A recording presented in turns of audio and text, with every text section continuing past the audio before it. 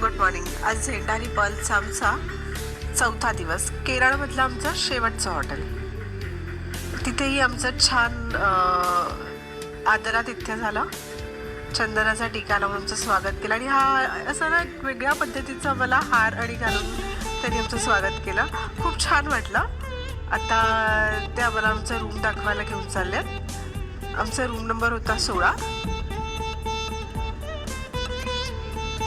अरे वा, जसं मंदिरात बेल वाजवतो ना तशी अशी छोटीशी घंटा तिथे लावलेली होती. ती वाजवून आम्ही आत गेलो.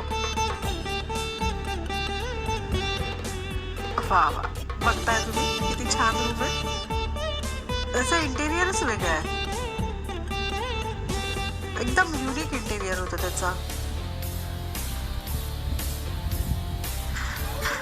नंतर आम्ही थोडा फेरफटका मारायला तिकडे एक साडीचं फॅक्टरी होती, तिथे आलो. हे आता हातमागावरती लुंगी बनवतात. त्यांना मी विचारलं एक उत्सुकता म्हणून, तर एक लुंगी बनवण्यासाठी त्यांना 1 दिवस लागतो. आणि मग आम्ही आतमध्ये गेलो साडीच्या शॉपमध्ये. हा तर प्रत्येक लेडीचा वीक पॉईंट आहे. मग आम्ही तिथे मस्त शॉपिंग केली.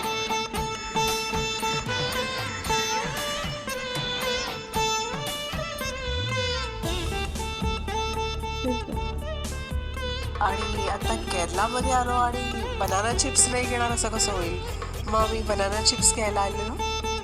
तिथे वेगवेगळ्या प्रकारचे व्हरायटीचे बनाना चिप्स होते आणि हा ना एक हलवा होता. नंतर आम्ही ना स्वतः ट्राय केले कसे बनवतात बनाना चिप्स. मग आम्ही पुन्हा हॉटेलवर आलो. तिथे पेडल बोटिंग केलं आणि हॉटेलला लागूनच समुद्र किनारा आहे, तिथे आलो.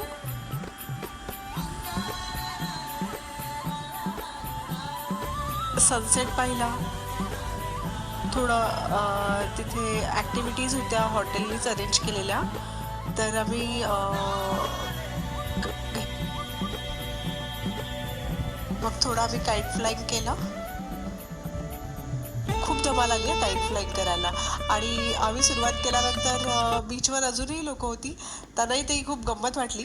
मग त्यांनी पण सुरुवात केली आणि असं करता करता कधी वेळ निघून गेला कळलाच नाही.